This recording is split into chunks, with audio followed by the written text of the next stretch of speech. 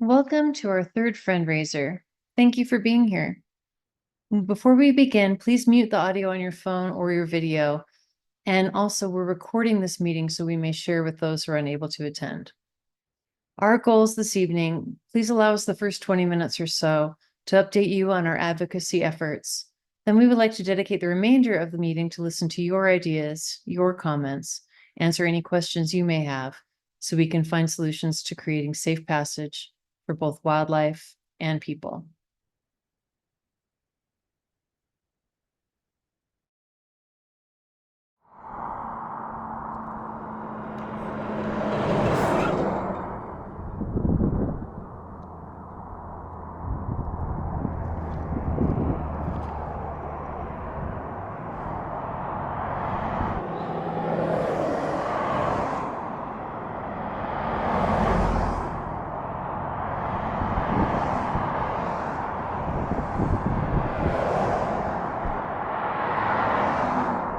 About 11 o'clock at night, my husband and I were driving home from the Park City Follies at the Egyptian.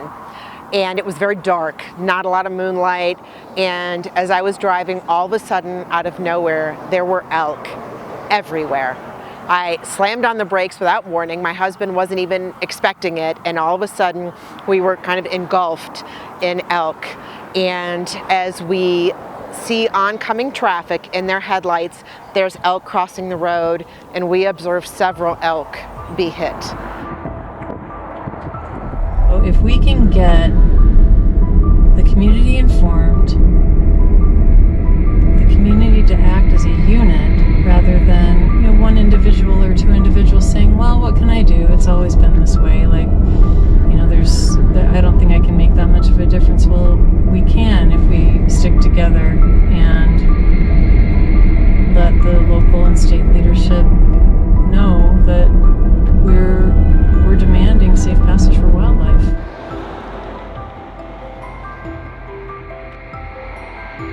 We've raised over $230,000 from the public to help raise awareness of the safety needed along I-80 and SR 224.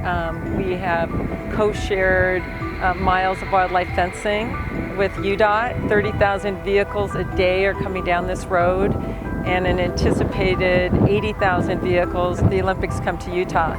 And we are surrounded by a wildlife habitat with protected land, and we need to give the animals safe passage and protect passengers and vehicles from collision. For years, I've seen all kinds of carcasses out there in mule deer, moose, and elk, because they're crossing all the time out here. More and more people are coming in here all the time. And I work at the resorts, and I've seen more crowds every year. So there's going to be more people, there's going to be more speeding, and there's going to be more problems with the wildlife that are crossing 224.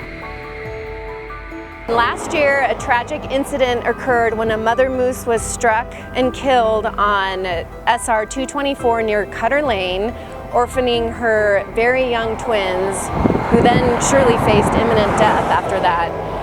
The community was up in arms. Social media was flooded with concerned residents wondering how can this continue happening over and over again in the same area, and yet nothing is being done. I learned that SR 224 has been deemed the 5th worst highway in Utah when it comes to wildlife vehicle collisions. Clearly, we're failing our wildlife. I think we're better as a society if we can demonstrate our empathy for all living things. Protections, whether it's connectivity or open space wildlife habitat, then all of the reason that we live here will be lost. There's so much more that needs to be done, and the most important thing is to get a wildlife crossing here on 224.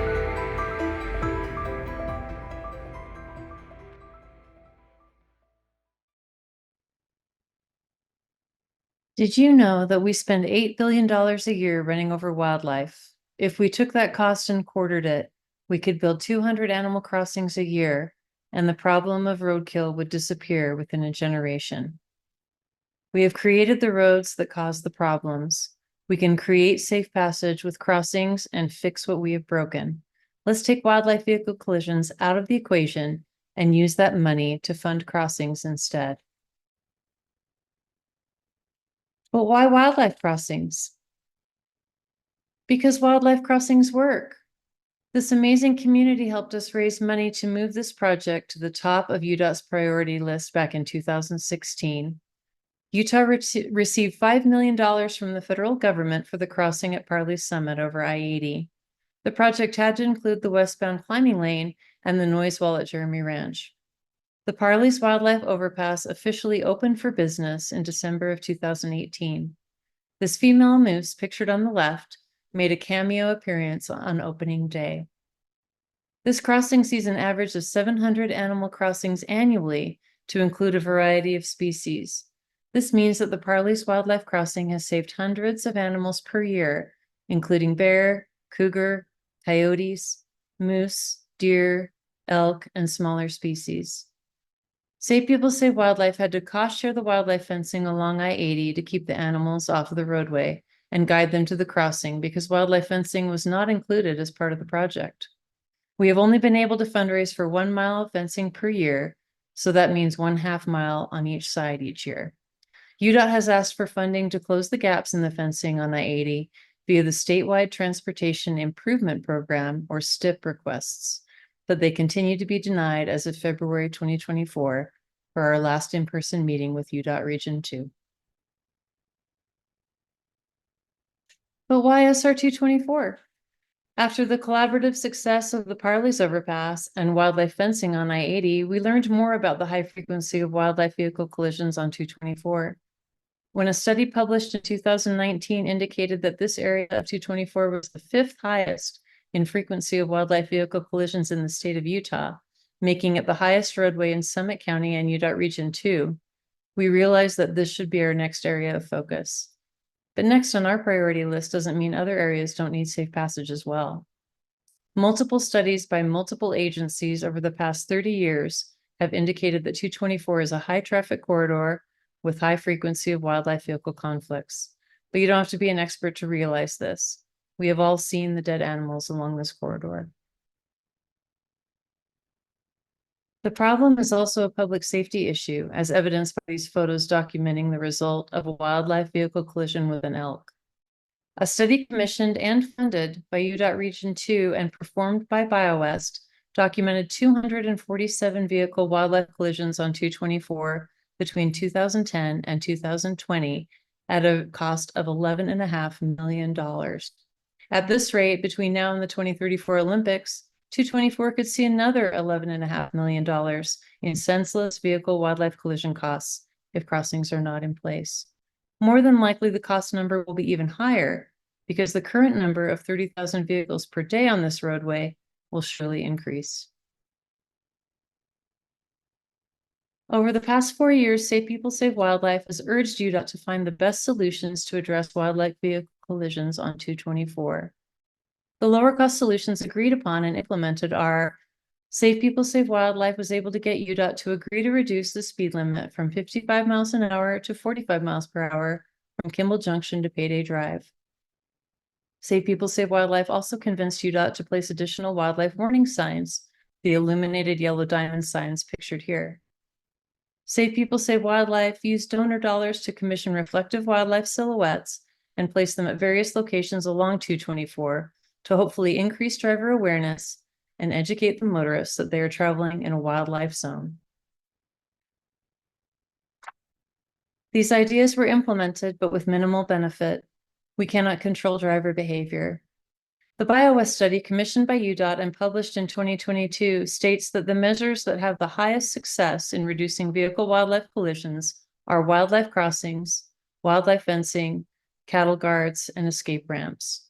The study even identified the 2 hotspot locations, those with the highest frequency of wildlife vehicle collisions, as locations for wildlife crossings. One is in the vicinity of McPullen Farm, and the other is in the vicinity of Swanner Preserve.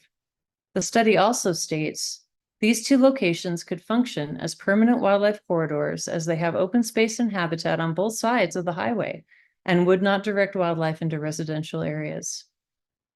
In 2018, a University of Utah student presentation to Park City proposed crossings as solutions for wildlife vehicle collisions along 224, stating that this could be a great opportunity to build a new historic gateway that would become one of Park City's icons.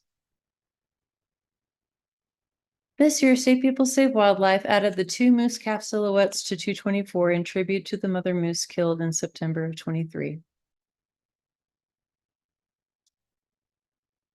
Welcome to Park City. A picture is worth 1,000 words. Note the dead fawn roadside. UDOT Region 2 Representative David Schwartz told us in an in-person meeting, UDOT listens to the local governments, not the taxpayers. It is imperative that we convince our local leadership to make wildlife crossings and wildlife fencing a priority for wildlife safety and public safety. The Wildlife Crossings Pilot Program is part of the federal infrastructure bill that has money set aside for wildlife connectivity components.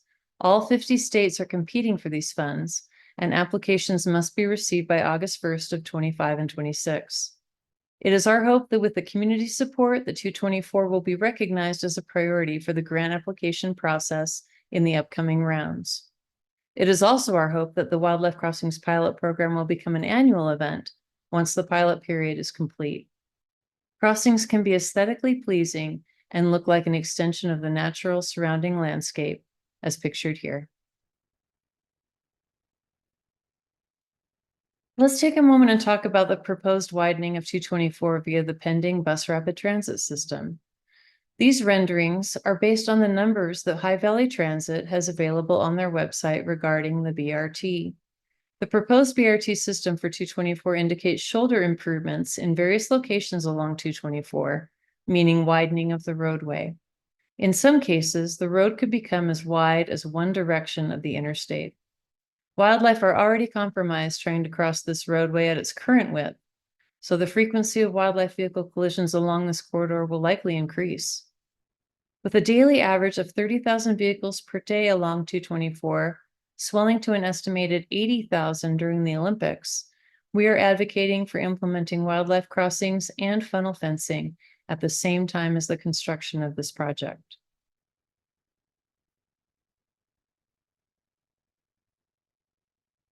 The local wildlife cross 224 regularly to access food, water, shelter mates, and family. This video footage was taken at mile marker 8, the location for the highest number for wildlife vehicle collisions, as documented in the UDOT-funded BioWest report. This report also confirmed the 2019 Kramer report, as showing 224 is the 5th highest in the state for wildlife vehicle collisions. It is a wildlife safety and a public safety issue. The authorities are making multiple excuses to avoid placing crossings on this roadway, even in this location. Some examples that we have heard are crossings are too expensive. Crossings will disrupt the view shed. We have made a subjective decision to not support crossings on this roadway. Let's just place wildlife fencing to keep the animals off the roadway. 224 is not low-hanging fruit. UDOT is focused on their Wildlife Crossings Pilot Program grant application for the I-80-I-84 project, which is an area that also needs crossings and fencing. They don't want to compete with 224 or the available grant funding.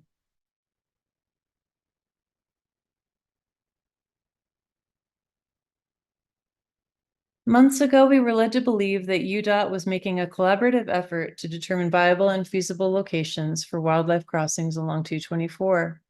Last April, when UDOT did neither document nor technically explain their decision to not support crossings on 224, we asked Robert Rock and Associates to conduct an independent, objective assessment to determine the best viable and feasible locations for crossings on 224, since UDOT had abandoned their assessment.